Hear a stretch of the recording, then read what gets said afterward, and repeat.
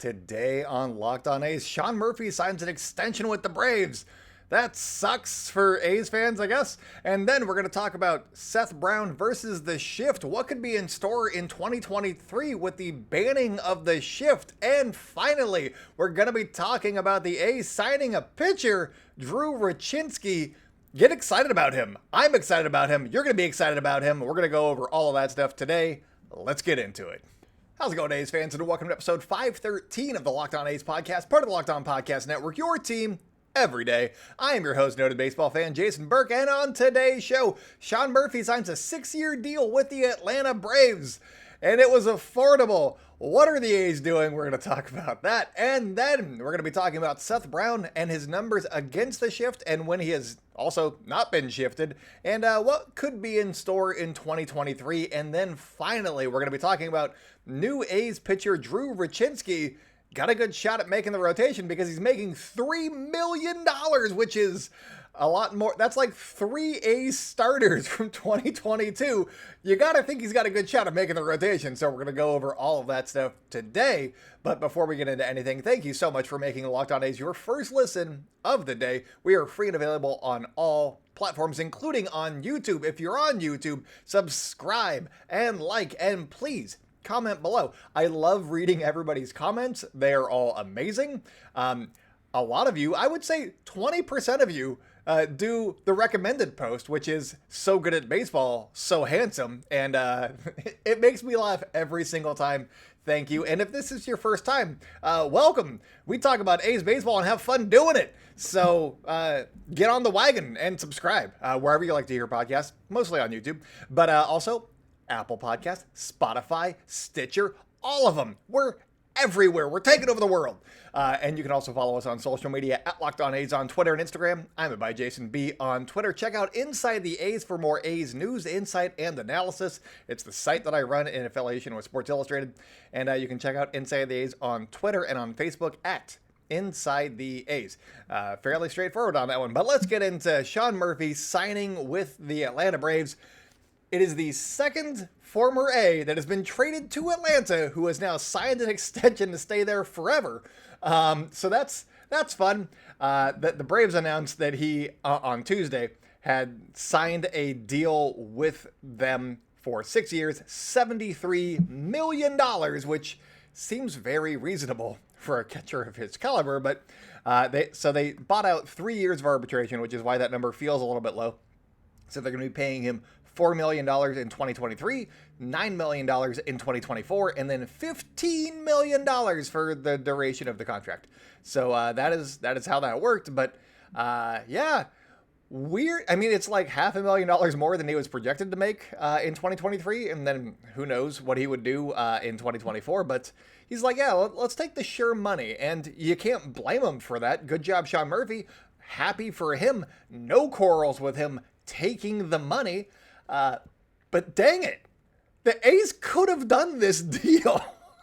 That is where it stings a little bit, is the A's all-time franchise leader in, biggest contract is Eric Chavez, who got his deal in 2004, and that was for 6 years, $66 million, and according to the inflation calculator, that is $94 million today. The A's aren't coming close to even matching Chavez's original deal, let alone building in inflation. So this deal hurts a little bit. I mean, you could quarrel with the return if you want to.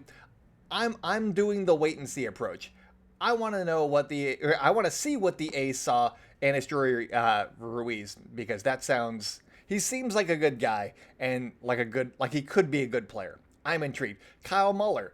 Let's see what he does with like some actual rope, and can he make the rotation? Can he make a name for himself in this league? I'm intrigued. Freddie Tarnock, he could be a reliever, but he's got some gas.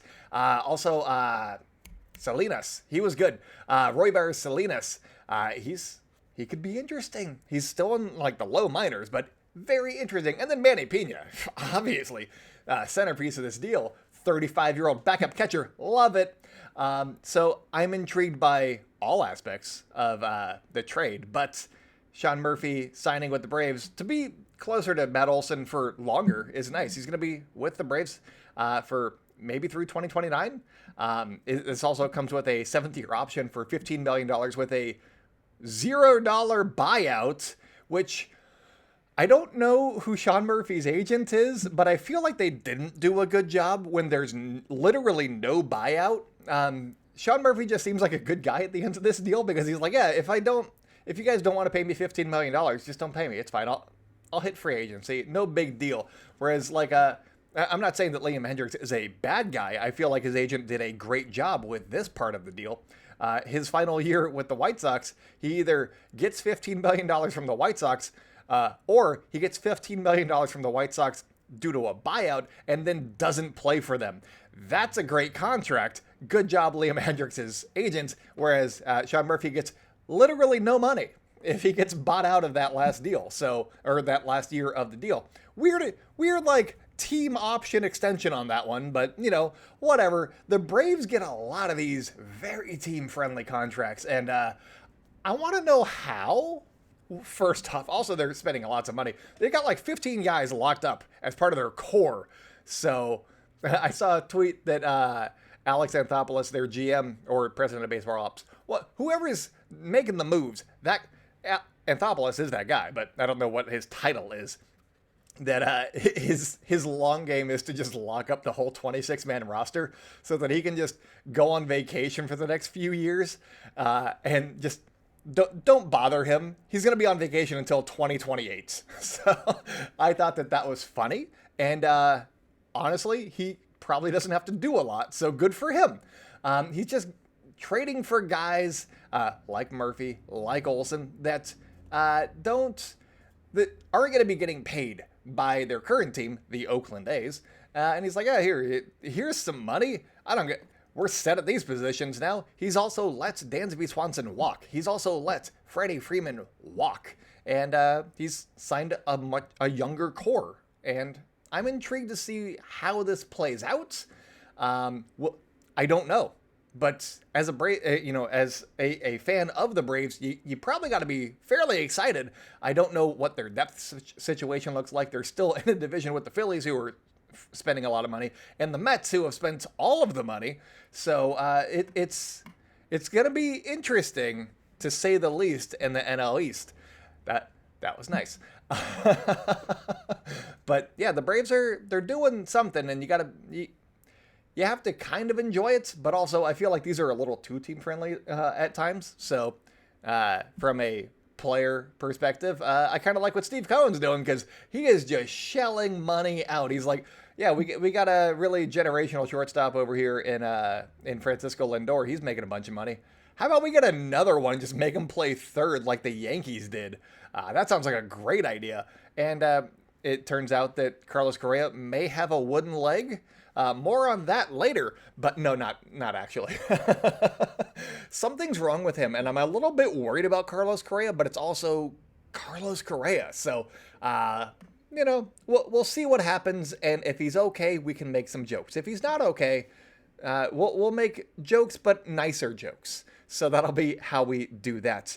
But back to Sean Murphy. I don't know why the A's couldn't have done this deal. With inflation, again, the most expensive contract that they have handed out would have been $94 million. The A's haven't approached like $50 million on anything. They haven't approached the original deal. Why couldn't they have done this deal? Maybe not for Sean Murphy, because backstops are, they can get injured, they can get dinged up. Maybe the life of the contract might not have been the best.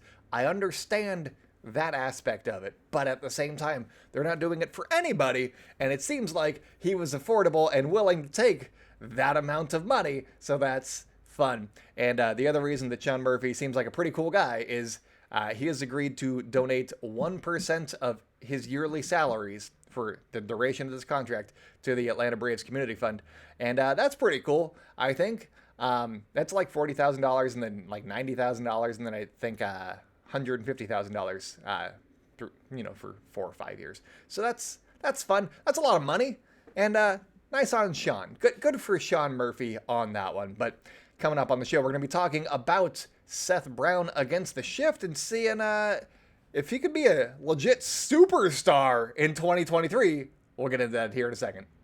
BetOnline.net is your number one source for sports betting info, stats, news, and analysis. Get the latest odds and trends for every professional and amateur league out there, from pro football to college bowl season to basketball and the World Cup. They've got it all over at betonline.net. If you want to know who won the World Cup, go to betonline.net. They've got that info for you. If you love sports podcasts, and I'm guessing that you do because you're listening to one currently, arguably the best one on the market. Let's just be honest. Locked On A's, best podcast on the market. True crime, I don't know if we're doing well in the ratings there, but sports podcast, Locked On A's, number one in Belgium. And you can find sports podcasts over at BetOnline as well. They're always the fastest and easiest way for you to get your betting info. So head to the website today or use your mobile device to learn more, because BetOnline is where the game starts.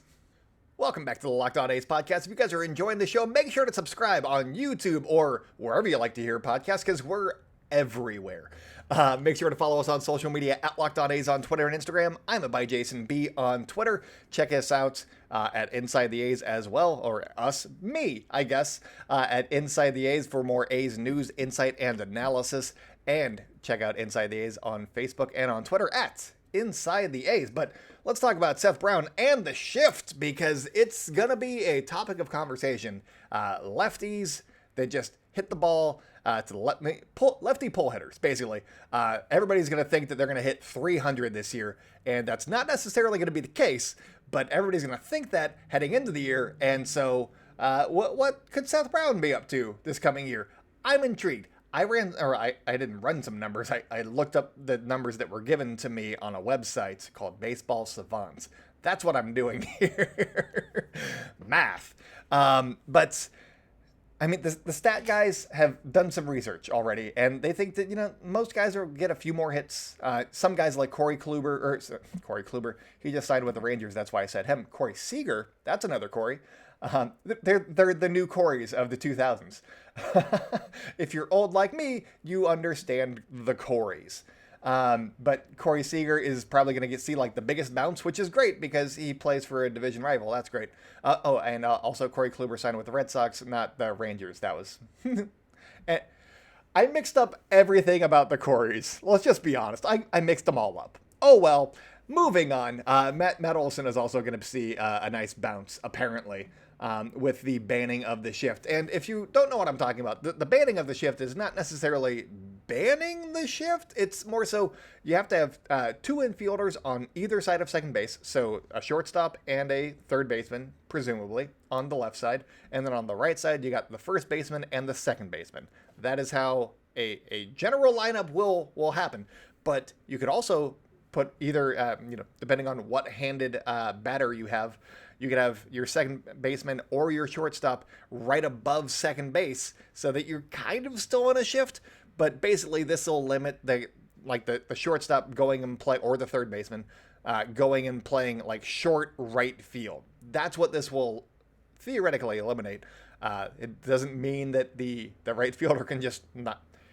There's no rule prohibiting the right fielder from just playing really shallow. It could go over his head, and there's ways to get around this, I think. So I'm intrigued to see how teams operate and, attack the new ban on the shift. It's going to have an effect. I don't know how pronounced of an effect it's going to have. With that all said, let's look at Seth Brown's numbers against the shift and when he wasn't getting shifted, and see what could possibly be, because one of these numbers is really cool and I want to tell you about it. But it'll be the fourth number I give you. Let's do that. In 2001, against without the shift, with no shift, he had a 251 WOBA. That was I think the second worst in baseball, which isn't great, and that was no shift. That was worse than Elvis Andrus, who was third worst in baseball, ahead of Seth Brown. So there's that. That was with no shift. So again, grain of salt. He was a different hitter in 2022 as well. So there's that than he was in 2021 when he put up those numbers. That said, not having the shift doesn't necessarily mean that he's going to be a 300 hitter and hit, how you think that a left-handed pull hitter should hit. But against the shift, in 2021, he had a 328 WOBA, which is 70 points higher. And that was up there with like your Andrew Benintendis and your Austin Hayeses and your Ian Hepses. And he was up in there with like some guys that you that you've probably at least heard of. Benintendi just signed a like 5-year, $80 million deal with the White Sox. He got a good payday. So that's kind of the realm that he was operating in when facing the shift. Fast forward to 2022. How did he do? I'm good at rhymes. I gotta say, love the rhymes today. Against the shift, he had a 314 WOBA, which is just slightly under, his high from the previous season. A 314 WOBA, which again saw him tied up there with Austin Hays and Luis Rengifo. So a couple of names. Rengifo was all right, but he was a lefty masher, I believe. He was really good against lefties, not so great against righties, but I remember him hitting a big home run when he didn't have to against the A's after I think they brought in Puck, Mole. They brought in somebody. Anyways, so with no shift in 2022, Seth Brown, he had a 393 weighted on base average. And if you want to know how good that is the same WOBA the same WOBA that Freddie Freeman put up against, total, but against no shift, 393 WOBA. Seth Brown was essentially Freddie Freeman in 2022. And just for context, how good is Freddie Freeman in his first year with the Dodgers? That was the 5th WOBA in baseball. So, I mean, maybe get excited? I don't know. I don't know that that's going to be happening here. I think that it's going to be a lot of different shifting plans to the elimination of the shift. I think that we're going to be seeing more outfielders playing a little bit more shallow, depending. I don't know, but Seth Brown does have a little bit of power, so we'll see. It's not going to affect everybody equally. I think that he might have a nice first month as teams are adjusting. There's going to be a lot of moving parts in 2023, and we're going to be talking about those as we get ready for spring training. But I'm intrigued. So with that in mind, I don't see the A's trading Seth Brown this winter because it doesn't make sense. If the A's think that he's going to be Freddie Freeman all the way around, shift, no, doesn't matter what. If they think that he can be closer to Freddie Freeman in 2023 with the banning of the shift, his value is going to skyrocket on the trade market. And teams have been asking about Seth Brown. David Force told us that. Oh, not us. He told MLB Network that. And they told us. And he said that he's been a very popular guy, but it seemed like, and I talked about this in November when that discussion happened. It seemed as though they're asking, we're not giving him up right now. I think that we got something here with him. And also he's going to be entering his age 30 season, I think. So he's a little bit older, but it also means he's affordable. Maybe they can sign him for a couple more years and have him through age 35 or something. I don't know. We're going to find out what the plan is long-term for Seth Brown. But short-term, I'm intrigued to see what happens in 2023 because he dominated the second half. He became a father, or I don't know if he became a father. He had a baby. His wife and him had a baby in 2022. Second half, he came back, crushed baseballs all around the yard. I'm going to see if that continues into 2023 as well, and see how this shift has an effect on him. But we're going to be talking about Drew Rucinski, the A's new starting pitcher, ? Probably. We're going to be talking about him in just a second. And I think you're going to want to stick around and get excited about Drew Rucinski because there's a comp in here that it is enticing. So we're going to get into that here in just 1 second. Today's episode is brought to you by the NHTSA. You're hanging out with some friends and putting back a few drinks. A few becomes a few too many. As the evening comes to an end and people start to head out, you think of calling for a ride. Nah, you live nearby. You can make it home okay. It's no big deal. What are the odds you'll get pulled over anyway? And even so, what's the worst that could happen? Your insurance goes up, you lose your license, you lose your job, you total your car, you kill someone? Everyone knows the risks of driving drunk. The results are tragic and often deadly. However, that still doesn't stop everyone from getting behind the wheel while under the influence. That's why police officers are out there right now looking for impaired drivers on our roads to save lives. So if you think that you're okay to drive after a few drinks, think again. Play it safe and plan ahead to get a ride. It only takes one mistake to change your life or someone else's forever. Drive sober or get pulled over. Welcome back to the Locked On A's podcast. If you guys are enjoying the show, make sure to subscribe on your platform of choice. We're on YouTube. If you're on YouTube and you have not commented, so good at baseball, so handsome, now's your time to do it. While you're listening to me talk about Drew Rucinski, that is your time to do it. Definitely. So do that. Also, follow us on social media at Locked On A's on Twitter and Instagram. I'm by Jason B on Twitter. Check out Inside the A's on both Twitter and on Facebook so you never miss an article. It's good stuff. I gotta say, the baby's going through some sleep regression right now, so I'm having a hard time getting to the writing that I want to do, but I have an article about Dermis Garcia coming up. I started writing it, and then the baby woke up, so didn't finish it. I got one about that coming up for you guys, and I'm very excited. I also have some other ideas that should be interesting for Inside the A's coming up here in just a few days, hopefully. As soon as the baby goes to sleep again, he's been very excited. He had his birthday and then also Christmas. He's been awake at midnight both of those days. So we're having a great time. Hanging in there. But let's talk about Drew Rucinski. What a great lead into Drew Rucinski. He is a 33-year-old who has pitched the last 4 seasons in the KBO. The A's have signed for the next potentially 2 years.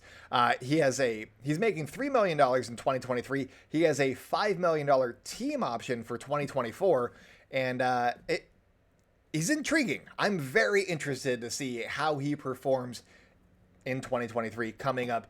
At the very least, he seems like a very durable pitcher, and the A's could use another one of those. They got Cole Irvin. He's been durable. Their second in command, Paul Blackburn, he missed like not quite half the season, but he missed a bunch of starts. James Caprillion going to be starting the season, not in the starting rotation at the very least, if not on the IL, because he's not going to be built up. He had shoulder surgery last month. So those are the 4 most like veteran guys that the A's have. The A's could use some more stability, and Drew Rucinski definitely offers that, I believe.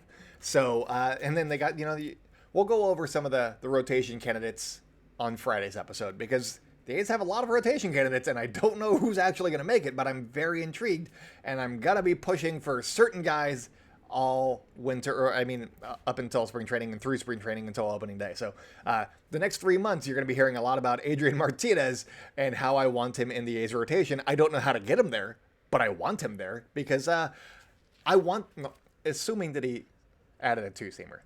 Let's throw that out there. He needs to add a 2-seamer, and then he's going to be in the rotation. But let's talk about Drew Rucinski. Wow, that's a tongue twister.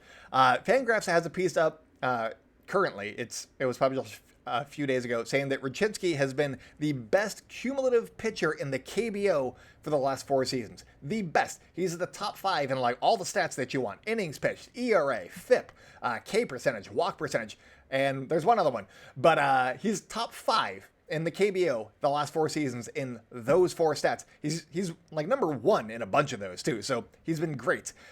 In those 4 seasons, he had a 3.06 ERA in 732 and 2/3 innings pitched.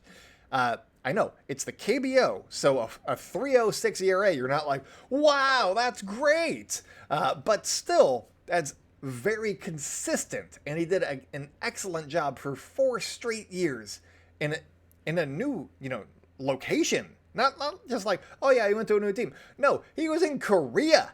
He did great. So there's that. Also, last season he had a 2.97 ERA in 193 innings, 193 and 2/3 innings pitched last year. So he is also coming off of a very solid season. He's been very consistent in each of his 4 seasons. And I want to know like what has changed from his approach. From when he was with the Marlins last in 2018. When he was with the Marlins, he was a reliever, and he threw 35 and 1/3 innings pitched. He had a 4.33 ERA. He was throwing 94 4 years ago, so we're coming up on a 5th year. Is he holding steady with that velocity, or has he, done some other stuff? I don't know, but I want to know, and I'm very intrigued. Also, he's aged a little bit. He's 33 now, or going to be 33 for this season.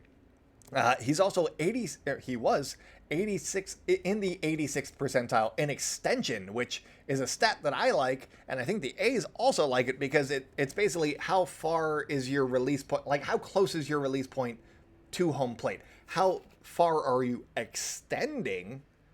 See why it's called extension? There you go. And it allows a pitcher's fastball to creep up on guys and play up a little bit more, so that 94 could look like 96. And that's something that I think that the A's kind of look at when going after pitchers as well. He's made 30 plus. He made 30 starts, 30 starts, 30 starts, and then 31 starts in each of these 4 seasons in the KBO, and that's very impressive. That's very consistent, very durable, and that's what the A's are going for. If he's also lights out, that's great, but if he puts up a 4 ERA, I'm sure that they would be stoked about that. A $3 million pitcher that they got from the KBO who was league average and was made a start every 5th day, that's something that the A's could go for right now as well. They made an addition to the bullpen. Where's he going to fit in? I don't know. Trevor May, is he going to be the closer? Is he going to be the setup man? I don't know. But I like Trevor May quite a bit. We had a conversation on Christmas. And by conversation, I mean we tweeted at each other back and forth twice. And he likes baking, apparently. So Trevor, come on the podcast. We'll talk about baking. And also he released a podcast where he played Dungeons and Dragons. This guy's fascinating. Trevor, I don't know much about either of those topics, but let's banter. Come on the podcast. Maybe I'll have my people talk to your people. Maybe we'll do that. But the comp that Fangraphs had, not really a comp. It was more of a, here's a guy that's done some good things in the KBO and is now doing good things in baseball, in Major League Baseball. That's not really a comp, but Merrill Kelly is the guy that I'm alluding to here. He's currently with the Diamondbacks. He had a very, very good 2022 season. He's a little bit younger. I think they're the same age now. But he's had ERAs of 4.42, 2.59. At 2.59 was 2020, so small sample size. 4.44 in 2021, and then a 3.37 ERA last season with the Arizona Diamondbacks, becoming maybe their ace outside of Zach Gallen, maybe with Zach Gallen. So Merrill Kelly was very, very good. He also had worse numbers in the KBO than the A's new signee, Drew Rucinski, by I think his ERA was like a full run higher. So, I'm intrigued is all I'm saying. There's also been guys that have come over and not performed as well. Chris Flexen, I believe, of the Seattle Mariners, he just came over last year. I think it was last year. And he had a pretty good season. Not the best season, but a pretty good season.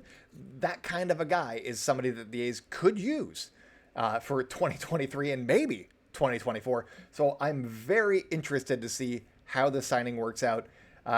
People are saying, I don't know if he's going to make the rotation. He's going to make the rotation. It looks pretty. He's making roughly 3 times as much as anybody else in the rotation. I'm pretty sure he's going to be in the rotation.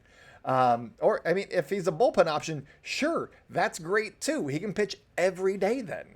That's how arms work, right? It won't fall off. He's fine. So I'm very invested in the Drew Rucinski storyline and the redemption arc of, after the Marlins cast him away and whatnot. And speaking of former Marlins, the A's signed a former Marlin to a minor league contract. And I did actually write about this on Inside the A's and how they might be trying to turn Jake Fishman into the next Sam Moll. It might not be the most captivating storyline, but these are the things that fascinate me because they have similar pitch mixes. There's a lot of similarities there, and I think that Jake Fishman could be the next Sam Moll. So go ahead and check that out over at Inside the A's and do all that. Also, with the Drew Rucinski news, there's also some Zach Logue news that he was DFA'd. So he was DFA'd, and then it was claimed by the Tigers. I wrote about that over at Inside the A's as well. So that stinks. I like Zach Logue. He gave up a lot of home runs in 2022, and I'm hoping that he has a better shot at making the big leagues and also not giving up as many home runs because Detroit, big ballpark. So he might be okay in Detroit. We'll see, I guess. Anyways, coming up on Friday's show, again, we're at 3 days a week now. So Friday's show, we're going to be talking about just some of the guys in the rotation, some of the rotation options. Maybe we'll even piece together a rotation. We'll see. We'll see where the day takes us. How about that?